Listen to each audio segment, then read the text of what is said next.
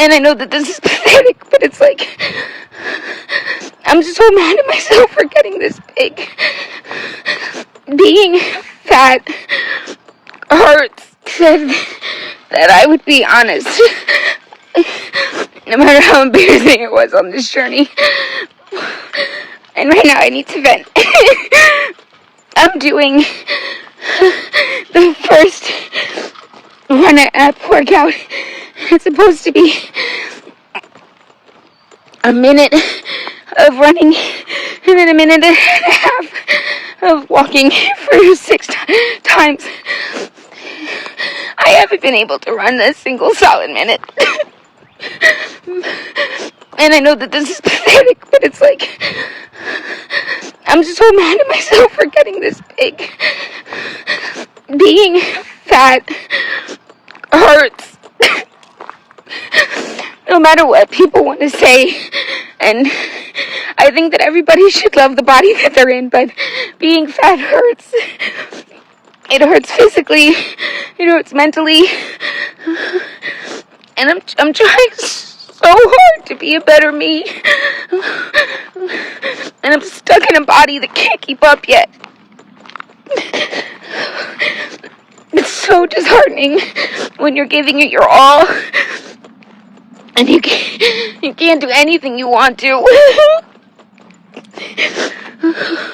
I know that one day I'll get there and I'll look back at this and be proud of the girl that kept going, but this is hard. It's hard. Okay, let's talk about my weight since it's the topic of discussion in my comments these days. As you all know, I tried 75 hard earlier this year, and the amount of what happened to 75 hard content, I knew you were going to give up comments is insane, because if you actually watch the videos, you would see that I ended up having to quit because I found out that I have mass on my adrenal gland. This mass also causes moon face. As to why my face looks so fucking fat right now. I understand I look different. I understand that I'm not like looking the way that I used to, okay? Everybody's saying, oh, an Ozempic era would go so crazy for you. Like, I can't even take that stuff right now, y'all. Because of what I have. Like, I literally find out on Friday if I have cancer or not. And I'm going through enough mentally. Like, y'all are so mean online. So mean. And it's probably because you have stuff going on in your life. But, like, I'm not a punching bag for any of y'all. Like, I get it. Like, I'm big, okay? I'm big, but I can still... Never mind. Let me not stoop lower than y'all people, because I'm a better person, y'all, and I know that. Okay? But trust, as soon as this mass is out of me, the comeback body is gonna be crazy, and y'all are gonna be like, just... I'm just tired of all of the hate and everybody being so... feeling so free to just comment on everybody's bodies. Like, y'all don't know what I have going on. Y'all don't know what's going on with me. Y'all don't know, like, I told y'all that I've been breathing heavy because it's part of this mass shit. It controls the adrenaline and cortisol in my body. So, of course, my body's going through it right now. Like, that's it. I just want to pause here for a moment. If you've been listening to these stories, you can probably feel how heavy they are. And what's important to notice is that none of this pain is really about weight. It's about how people are treated because of it. It's about being laughed at, ignored, judged, or made to feel like you don't deserve the same kindness as everyone else. Every person you've heard so far is not asking for perfection. They are asking to be seen, respected, and allowed to exist without shame. So as you keep watching, listen with empathy. These aren't just stories about bodies, they are stories about being human. It honestly breaks my heart how the harshest comments that I get are usually from women. I truly expected kindness, maybe even solidarity from other women, because we all know that it's just so hard to live in a world where we're constantly judged. But instead of that, I met with this criticism that truly cuts deep, not because it's about looks, but it's because it's coming from people who should genuinely just understand better than they do. We're all navigating our own bodies, our own seasons, our own insecurities, but it's seeming that it's becoming much more easier to tear each other down than to offer understanding. Me personally, I show up unapologetically. I show up as I am, and I have that confidence, and I'm trying to spread that message, and it's really sad that I'm met with hate. You know, I'm not here to be perfect. I'm here to be real. And I think that the right people will understand and appreciate and respect that message. And I will always admit that, like, because of my job, I've been afforded that opportunity to be so comfortable with my body. One of the great things that has just come with my job. So I'm trying to spread that message to other women. And it's just so sad whenever it's not received well. So I'm sorry for that. But also, I think we could all do better because we're stronger together. So I think that's the way we should be thinking. When I was in high school, I never dated because I was always afraid that I would be made fun of for my body or that I would be rejected because of my body. So I completely became immune to talking to boys, which I thought was what I wanted back in the day. And I ignored it. Anytime a guy would come up to me to try and get to know me or date me or whatever, I would completely just like ignore them. And I said, you know what, I need to wait until I'm emotionally and mentally ready to take a breakup or to take and handle if someone comments on my body. But I knew that at that point I was way too emotionally weak and way too insecure about my body to accept any type of criticism, comment, or even to have someone simply look at me. And just the idea of having someone look at me naked to me at that point was terrifying. So I waited until college and all my fears came true. I met this one guy and people told me immediately once I met him, they were like, hey, you shouldn't really be talking to this guy. He's not really good news. And we did it for a few months, and all of a sudden he just changed his script on me. He went from like, oh my god, you're so beautiful and perfect and blah, blah, blah, blah, blah. Mind you, this was the first time that I ever received any type of physical affirmations from a guy that were positive and that made me feel pretty and that made me feel desired. And one day he just completely changed the script and was like, hey, like, I'm very uncomfortable with you being fat. And it took me by surprise. I had no idea that's how he felt because I looked the same way. The day he met me until the day we broke up, I looked exactly the same. And my pride would not allow me to forgive. And you said, all right, that's your decision. Let's go move on. And I was way too hurt and my pride was way too strong for me to allow him to know that he had hurt my feelings. And then a few weeks or months later, he calls me, or a friend of that we had in common calls me, and says that his mom had passed away getting lipo. And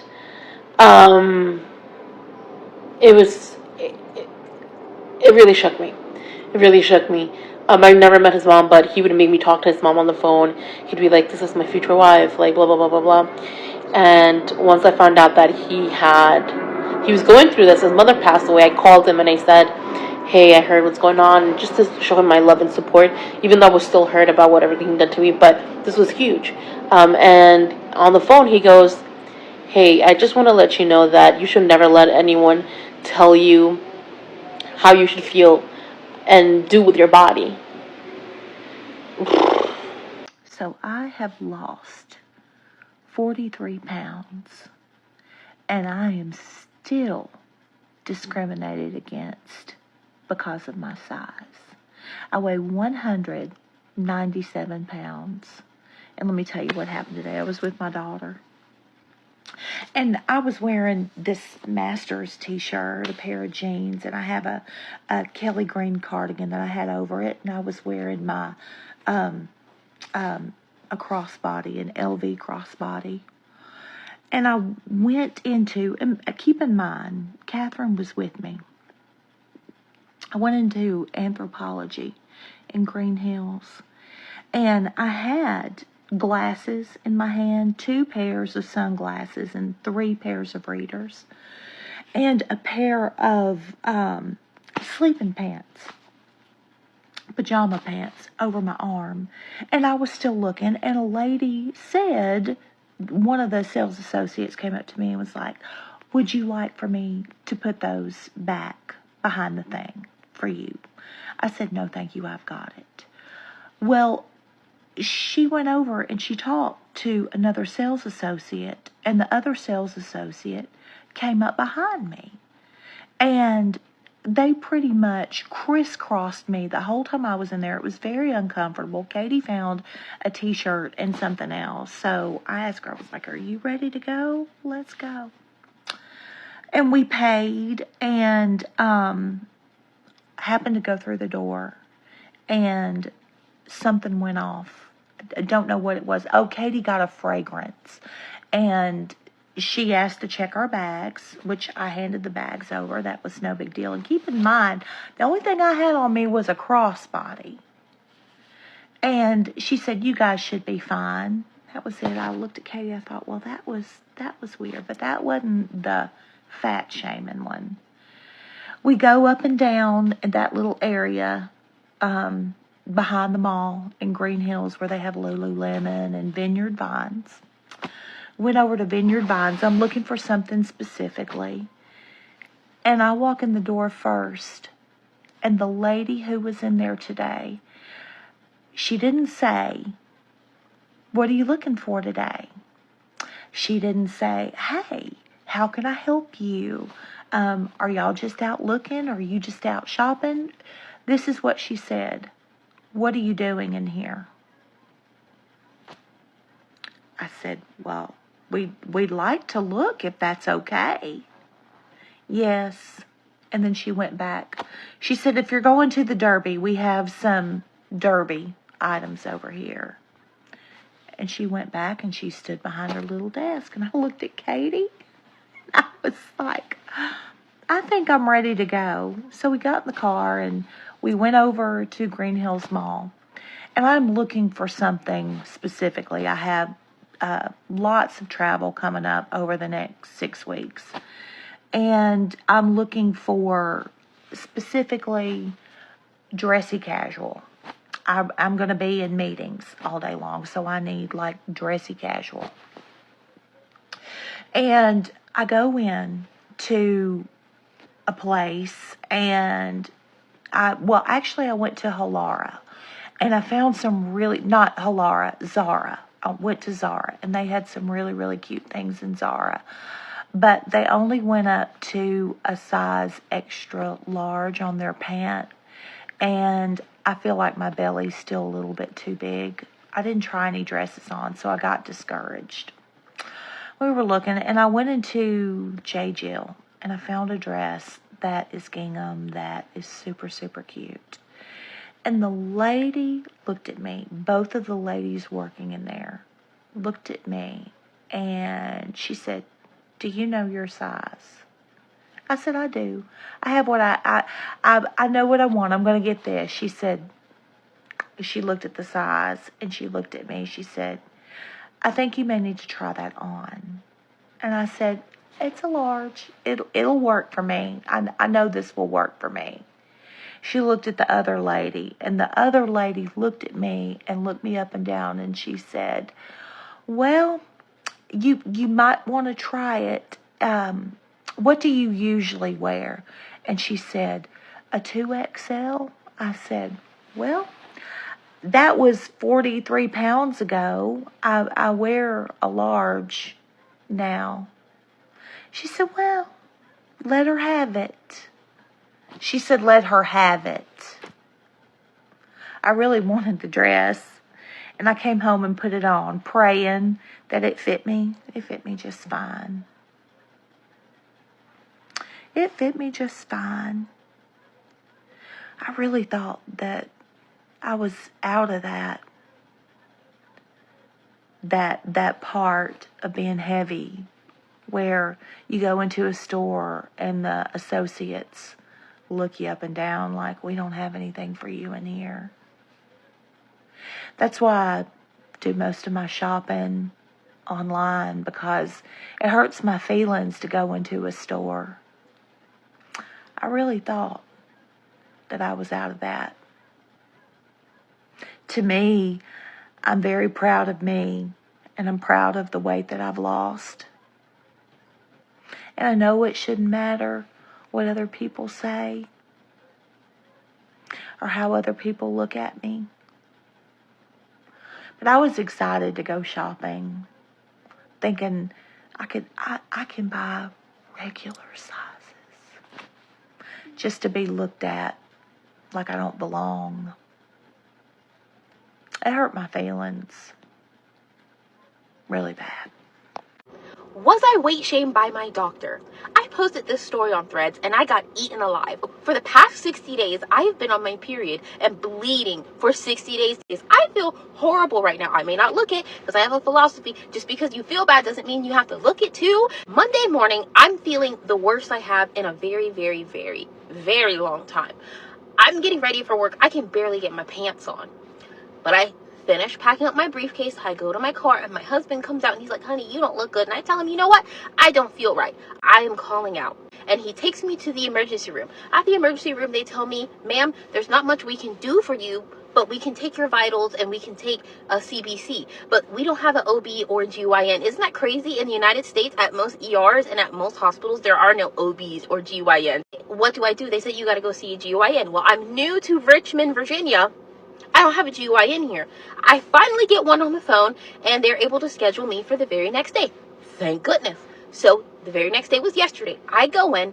Facility's lovely. Everyone's super lovely. The doctor comes in. She seems really lovely. She hears all my symptoms, reads my chart, and goes, I think you have a thing called anovulation. And I tell her, okay, I've heard of this before, but can you re-explain to me what that means in context of what's going on?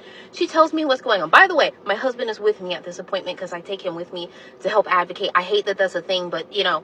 And she goes, without me prompting, and usually what causes this is excess weight. And I'm like, oh, okay. Ma'am, I've had this issue since I developed my period when I was 12 years old, when I first started menstruating, and I was 115 pounds for a very long time. I was skinny. And she goes, oh yeah, well, you know, it does affect, thin women too, or smaller women too. And actually, to be honest, we don't really know what causes anovulation. I've been bleeding for 60 days and I'm in excruciating pain. The last thing that I care about right now is weight loss. I look at my husband and I look at her and I go, you know, it's actually crazy. I've lost a substantial amount of weight. I'm actually on Ozempic for insulin resistance. Her whole mood shifts. She's like, oh, really? Well, have you noticed any improvement? Ma'am, I'm in here because I have been bleeding nonstop for 60 days. I've lost weight and it hasn't affected my cycle at all. And ovulation, when you look it up, this weight or being obese is one of the bottom causes. One of the top causes is actually over-exercise and anorexia. But yeah, I'm pretty sure I got fat shamed by my doctor. And to everybody on Threads who said that I'm an idiot and that fat people just don't want to listen to health advice. Oh, come here. Fat shaming is not a joke. It's bullying. So many people are fighting silent battles. Hormones, medication like steroids, medical conditions, trauma, stress. It's not just food. We never truly know what someone is carrying. Let's choose kindness over cruelty, compassion over comments, and understanding over judgment. Protect your mental health and the mental health of others. Words can wound, but they can also heal. Be the reason someone feels seen, not insulted. And as these voices fade, remember, every story here carries more than what meets the eye. It's not just about appearances, it's about feeling seen, being heard, and carrying the weight of judgment that no one should bear. If anything you've just heard resonates, let it remind you to treat yourself and others with a little more patience, kindness, and understanding.